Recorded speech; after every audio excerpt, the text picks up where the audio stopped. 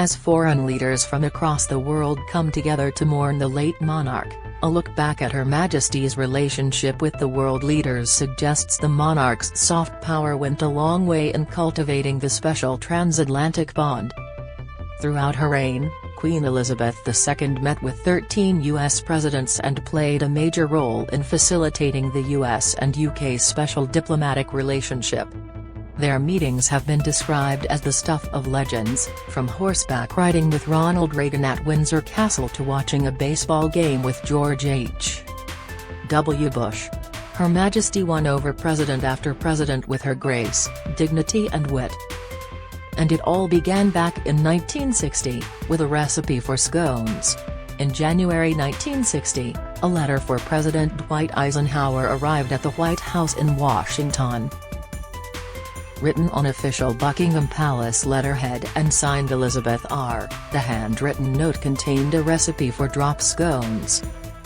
It read, "Dear Mr. President, seeing a picture of you in today's newspaper standing in front of a barbecue grilling quail reminded me that I had never sent you the recipe for the drop scones, which I provided you at Balmoral.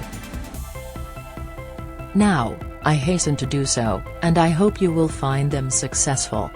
In honoring a promise she had made a year earlier, the Queen had written a letter to President Dwight Eisenhower, detailing the recipe for the scones she had served him during his visit to Balmoral Castle. Read more.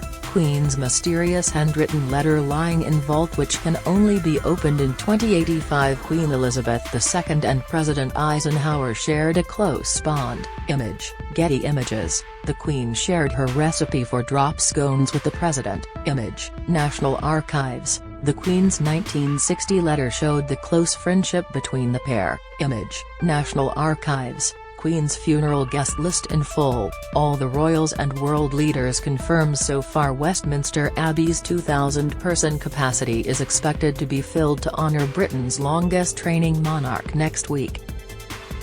The event will be one of the largest diplomatic occasions of the century, and the guest list is expected to include politicians, world leaders, and European royals. See the guest list in full here. The informality of the letter hints at the close bond shared between the two heads of state and perhaps nods to what would become an enduring special relationship between Britain and America.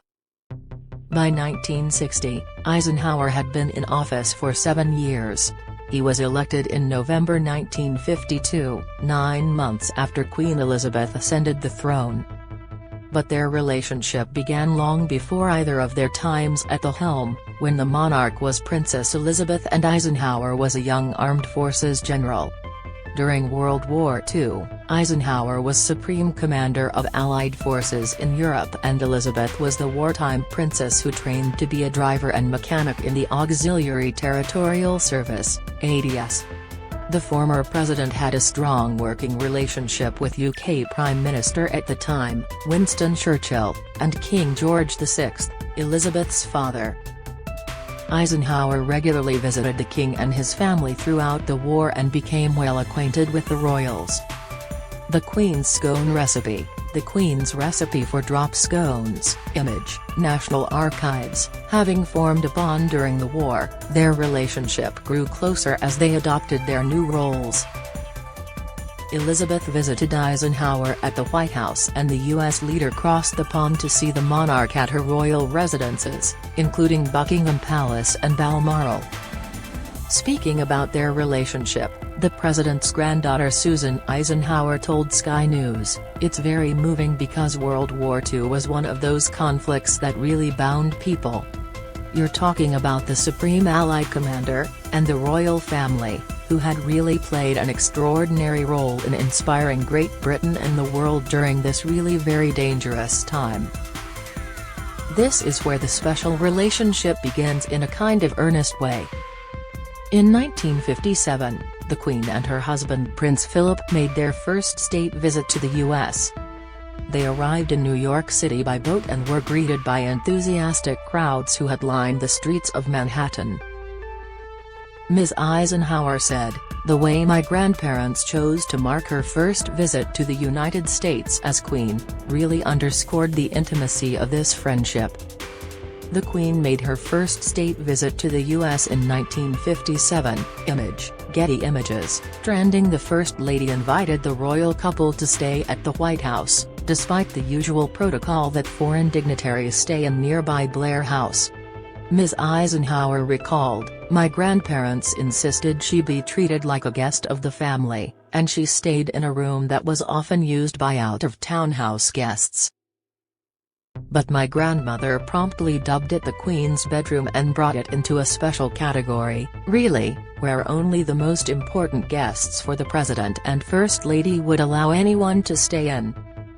1961 marked the end of Eisenhower's presidency and the working relationship between him and the monarch. However, their friendship remained, and the close bond between the two was reflected in the future relationship between monarch and president. Don't miss Meghan in title row with magazine after it missed out important bit, inside Harry and Meghan lose final chance to visit Queen at Balmoral, claim, analysis Meghan sparks nightmare for Kate and William after US success, video, Elizabeth and Eisenhower in Scotland in 1959, image, Getty Images. Through 12 more presidents, Queen Elizabeth remained the constant.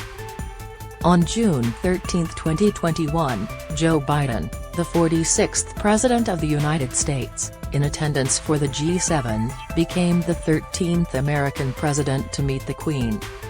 Following Her Majesty's death, President Biden issued a heartfelt statement, which read, "Her Majesty Queen Elizabeth II was more than a monarch. She defined an era. In a world of constant change, she was a steadying presence and a source of comfort and pride for generations of Britons, including many who have never known their country without her."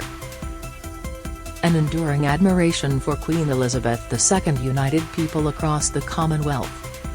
The 7 decades of her history-making reign bore witness to an age of unprecedented human advancement and the forward march of human dignity.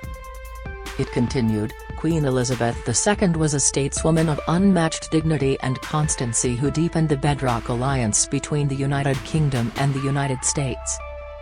She helped make our relationship special. Eisenhower had visited Balmoral Castle a year earlier, image, Getty Images. King George VI and Eisenhower during a tour of the battlefronts in France in 1944, image, Getty Images. As for the scones which laid the foundation for the enduring friendship, the recipe has been revealed, perhaps as a pointer for future presidents. "I generally put in less flour and milk, but use the other ingredients as stated," the Queen wrote. "I've also tried using golden syrup or treacle instead of only sugar, and I think that can be very good too. I think the mixture needs a great deal of beating while making and shouldn't stand